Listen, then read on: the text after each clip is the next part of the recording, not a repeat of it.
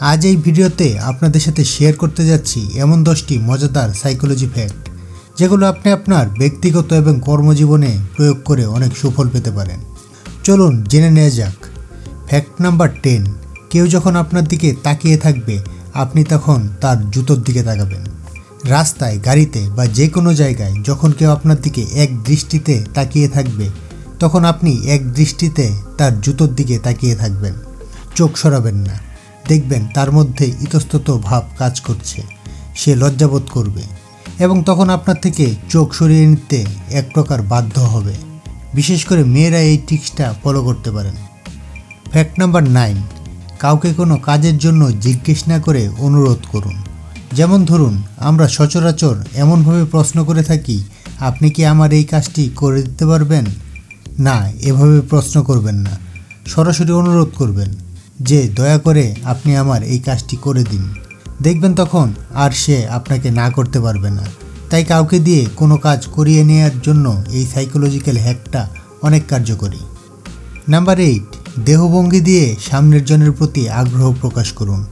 যখন আপনি কারোর সঙ্গে কথা বলবেন তখন হালকা করে মাথা ও হাত নাড়িয়ে কথা বলবেন। এতে সামনের জন মনে করবে আপনি তার সঙ্গে কথা বলতে আগ্রহ পাচ্ছেন বা আপনার তার সাথে কথা বলতে ভালো লাগছে। এতে দেখবেন যার সাথে কথা বলবেন সে অনেক বন্ধুত্বপূর্ণ হয়ে যাবে এবং আপনার সাথে সব কিছু শেয়ার করবে। এই সাইকোলজিক্যাল হ্যাক মানুষের সাথে ভালো সম্পর্ক স্থাপনে সাহায্য করে। আপনার প্রিয় ব্যক্তির সাথে ভালো সম্পর্ক তৈরি করতে এই টিপস ফলো করুন। নাম্বার 7, অবহেলাকারীর সঙ্গে আই কন্ট্যাক্ট করুন। যখন আপনি কারোর সঙ্গে একটানা কথা বলেন এবং সে আপনার কথায় মনোযোগী না হয়ে অর্থাৎ আপনাকে ইগনোর করার চেষ্টা করে তখন কিছুক্ষণের জন্য কথা বলা থামিয়ে দিন। তার দুই চোখে চোখ রাখবেন, চোখ নামাবেন না। ফলে সে ইতস্তত বোধ করবে এবং আপনার কথায় মনোযোগী হবে।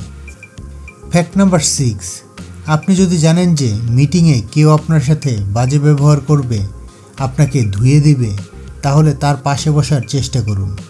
পাশে বসলে সে যত বাজে ব্যবহার করার ইচ্ছে করেছিল তা করতে পারবে না।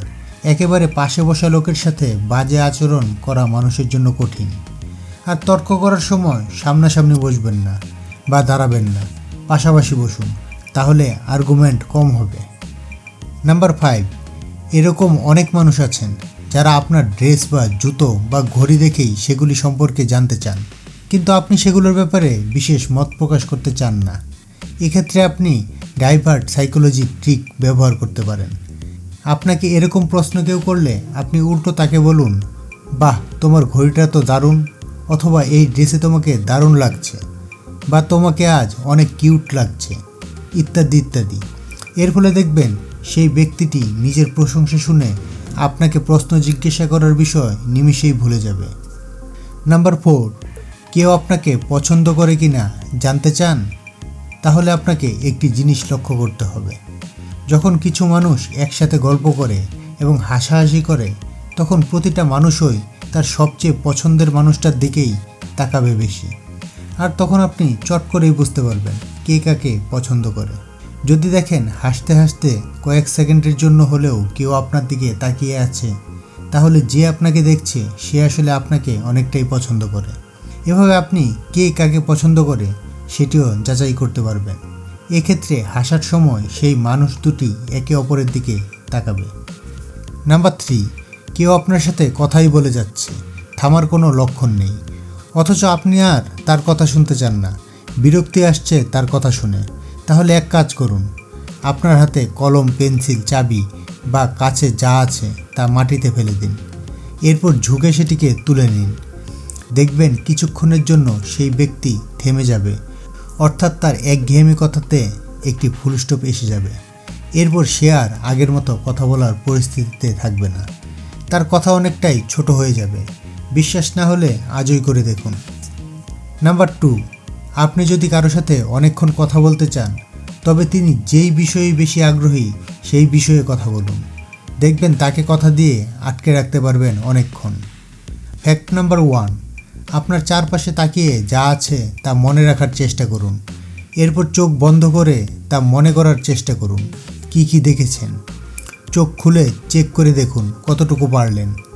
এটা স্মৃতিশক্তি ও কল্পনা শক্তি বাড়ানোর একটি ব্যায়াম, যেটি খুব চমৎকার কাজ করে। দেখবেন তখন যে কোনো কিছু সহজেই মনে রাখতে পারছেন। তো বন্ধুরা, এই 10টি সাইকোলজিক্যাল ফ্যাক্টের মধ্যে আপনার কোনটিকে সবচেয়ে বেশি ইন্টারেস্টিং মনে হয়েছে তা কমেন্টে জানাবেন। ভিডিওটি একটুকু হেল্পফুল মনে হলে একটি লাইক দিন, শেয়ার করুন, আর চ্যানেলে নতুন হলে চ্যানেলটিকে সাবস্ক্রাইব করে রাখুন। সবাই ভালো থাকবেন, টাটা।